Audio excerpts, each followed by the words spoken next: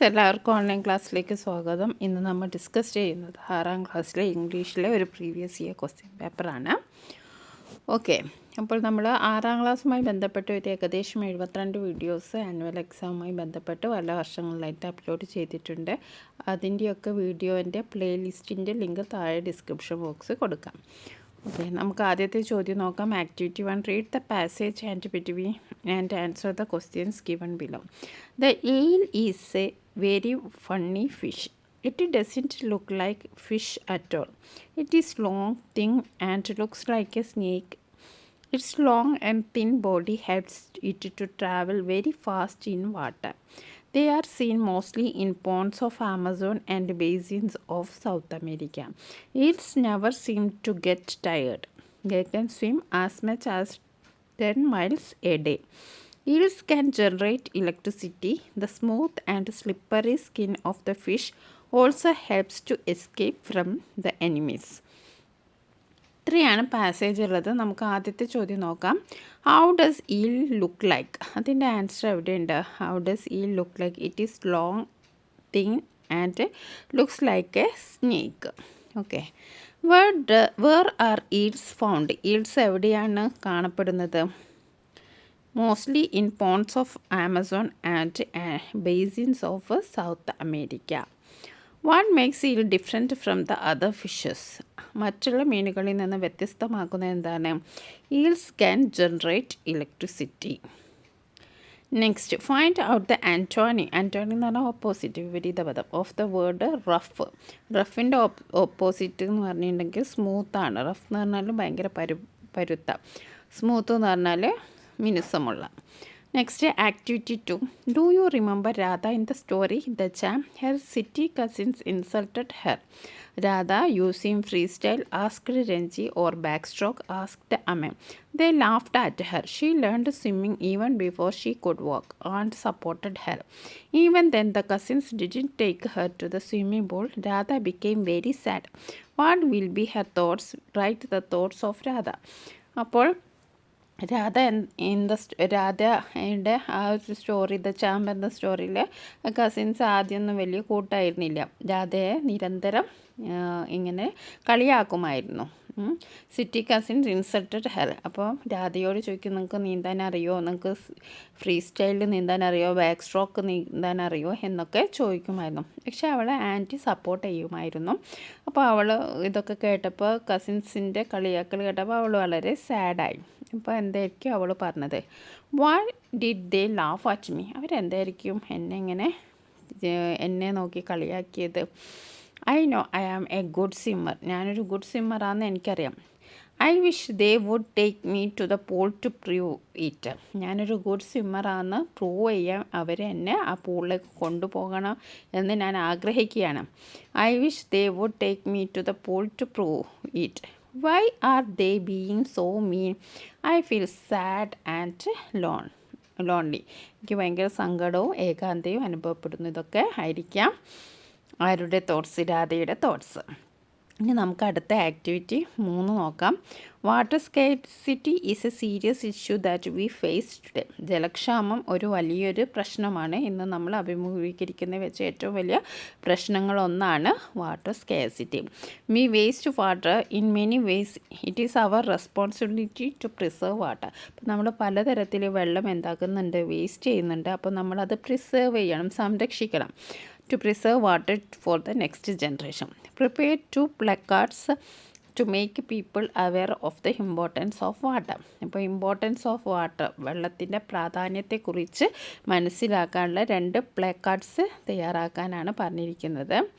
Okay, അപ്പോൾ നമുക്ക് save water life എന്ന് നമുക്കൊക്കെ, പിന്നെ ഒരുപാട് മെസ്സേജസ് നമുക്ക് ഇവിടെ എഴുതാം.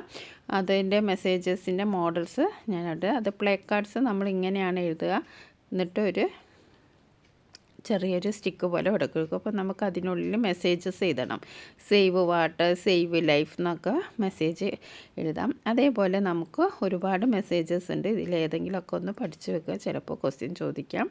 അപ്പോൾ എവരി ഡ്രോപ്പ് കൗണ്ട്സ്, ഓരോ തുള്ളിയും വിലപ്പെട്ടതാണ്. എവരി ഡ്രോപ്പ് കൗണ്ട്സ്, അങ്ങനെ നമുക്ക് ഇതിലേക്ക് എഴുതി ചേർക്കാം. Conserve water and preserve future. Water is life, don't waste it. Okay, drop by drop save the drop, save water, secure tomorrow, അങ്ങനെ നമുക്ക് ഒരുപാട് മെസ്സേജസ് ഉണ്ട്. അപ്പോൾ ഏതെങ്കിലും നമുക്ക് എഴുതുക. Protect water, protect life, conserving water, ensuring future. Okay, നമുക്ക് അടുത്തത് ഒരു ആക്ടിവിറ്റി എന്താണ്, ഹൊവാർഡ് കെല്ലിയെ കുറിച്ചാണ്. Have you enjoyed the story a glass of milk? Doctor Howard Kelly in the story is kind and hardworking person. He has many good qualities. Write a description about Dr. Howard. അപ്പോൾ glass of milk എന്ന് പറഞ്ഞൊരു story നമുക്കറിയാമല്ലോ. അത് ഒരു പിന്നെ എന്താണ്, ആ ഒരു സ്റ്റോറിയിലെ ഡോക്ടർ നമുക്ക് ഹൊവാർഡ് കെല്ലിനെ അറിയാം. It's a kind and hard working person. അപ്പോൾ he has many good qualities ഉണ്ട്. അപ്പോൾ അവരെക്കുറിച്ചൊരു ഡിസ്ക്രിപ്ഷൻ എഴുതാനാണ്. അപ്പോൾ ഹൊവാർഡ് കെല്ലി എന്ന് പറയുമ്പം ക്യാരക്ടർ സ്കെച്ച് എഴുതാനാണ്. അപ്പോൾ നമുക്ക് എഴുതി നോക്കാം. Howard Kelly was selling goods from door to door. അപ്പം വീടുകൾ തോറും സാധനങ്ങൾ വിൽക്കുന്ന ജോലിയായിരുന്നു ഉള്ളത്. One day he felt very tired and young lady gave him a glass of milk.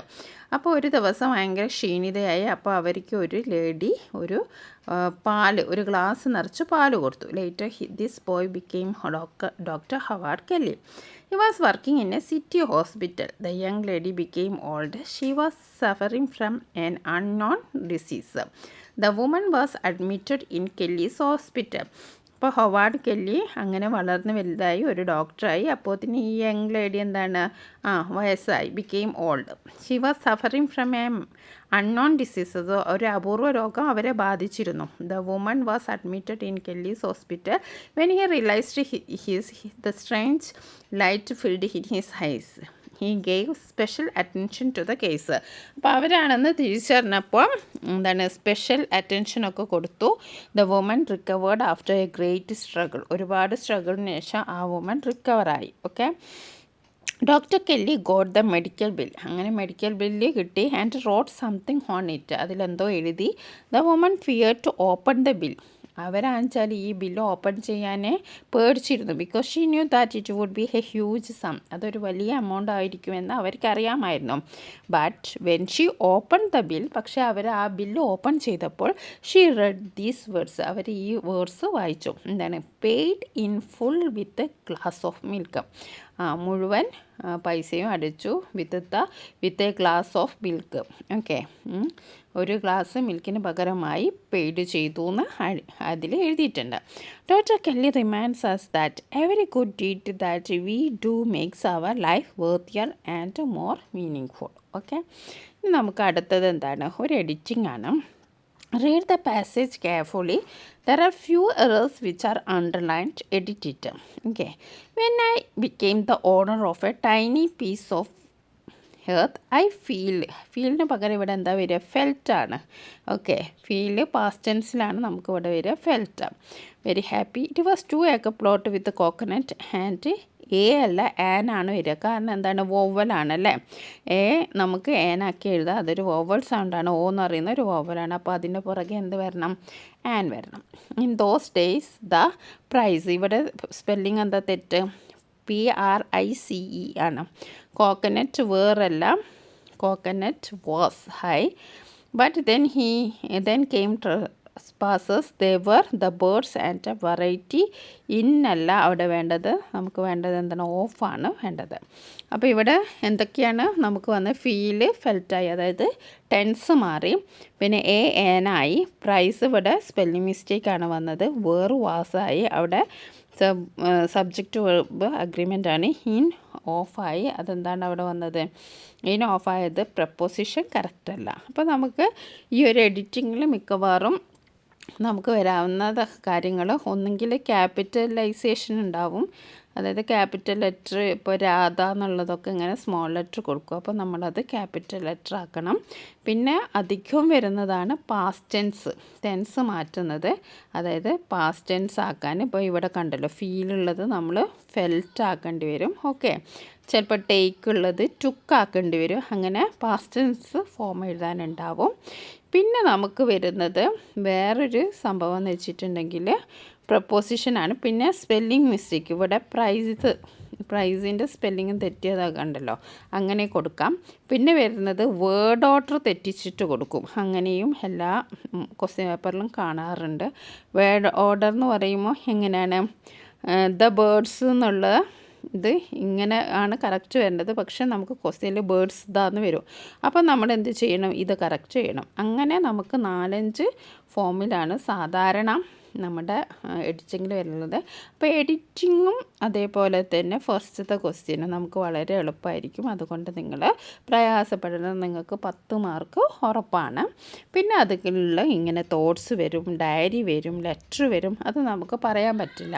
നമ്മൾ ഒരുപാട് പ്രീവിയസ് ഇയർ ചെയ്യുന്നുണ്ട്. അപ്പോൾ അതിൽ നിന്നുള്ളൊക്കെ ഏതെങ്കിലും ടൈപ്പ് ക്വസ്റ്റ്യൻ തന്നെ ആയിരിക്കും വരിക. Okay, thank